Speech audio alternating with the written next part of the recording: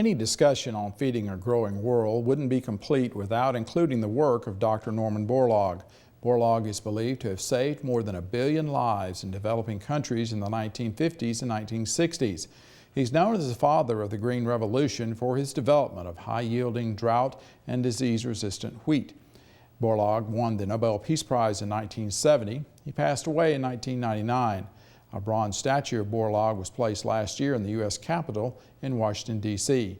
Mark to Market's Paul Yeager shows us how the statue was designed and built. I grew up on the land, on a small farm in northeast Iowa. This farm was composed of only 50 acres, only half of which was cultivated land. Life was not always easy. To honor the man credited with saving more lives than anyone who has ever lived, a statue was commissioned to be placed in the U.S. Capitol. A Midwestern artist began work on the project in 2013, and the piece arrived in Washington last March. But the journey from conception to completion, like the work of Norman Borlaug, required a passion for excellence and painstaking attention to detail. I want to flatter the good characteristics of Norman Borlaug. Obviously, I want him to be heroic because he was heroic, and he is heroic to all the people that he helped.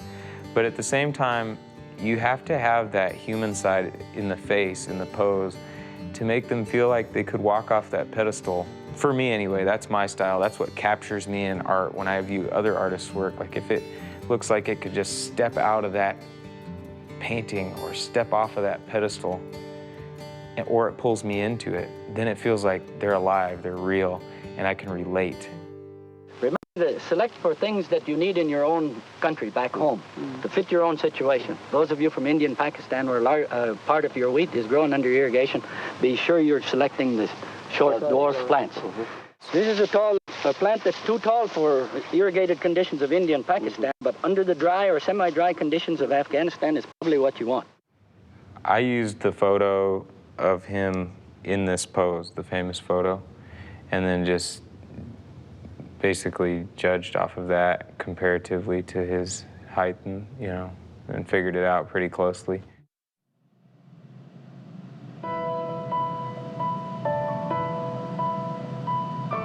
This whole bronze process, which took about 4 months now, 3 or 4 months.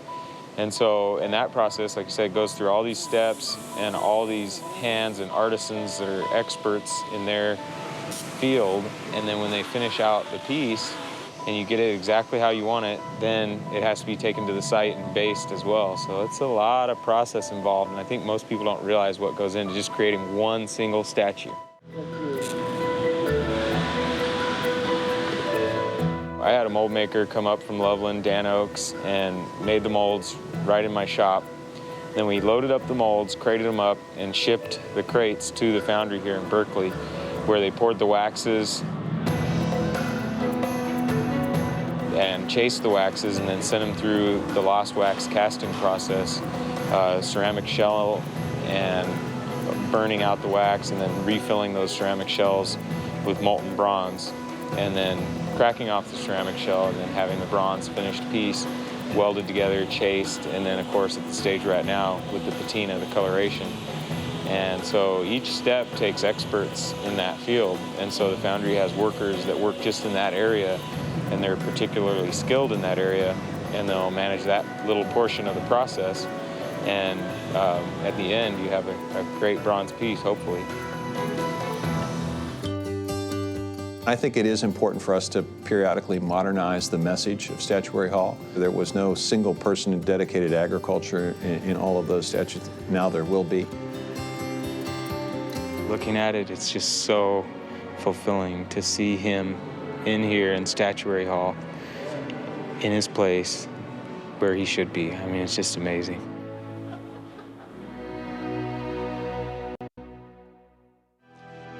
And I am not one to sit idly by and see man breed himself into a corner by increasing his numbers faster than food production is being increased. And if I have anything to contribute to this world, when I know that our scientific facts are right and we have materials that can be brought together in a meaningful production program, I'm going to play that card and play it hard.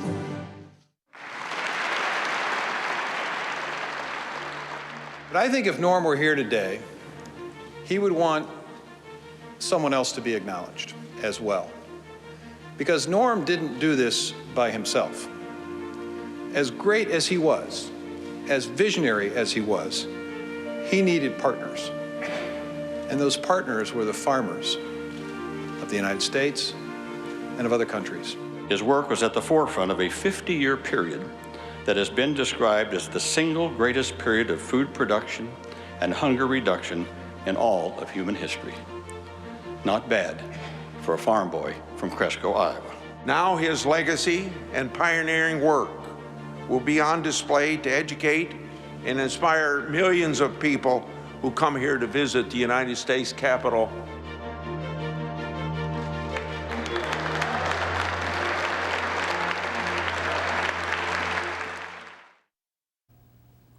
And you can watch this story on Norman Borlaug again on our Farmweek website. That's farmweek.msucares.com. You can also watch Farmweek stories on our Farmweek USA Facebook page and YouTube. We'll have a link to the Market to Market site so you can see the original story as well as read the script. We're also available at twitter.com/Farmweek. And Leighton, I want to mention that, that was originally done last year, but a magnificent statue, and I think well deserved that we have someone there who is, represents agriculture and represents it so well that, somebody that saved 1 billion people, I think deserves to be in Statuary Hall.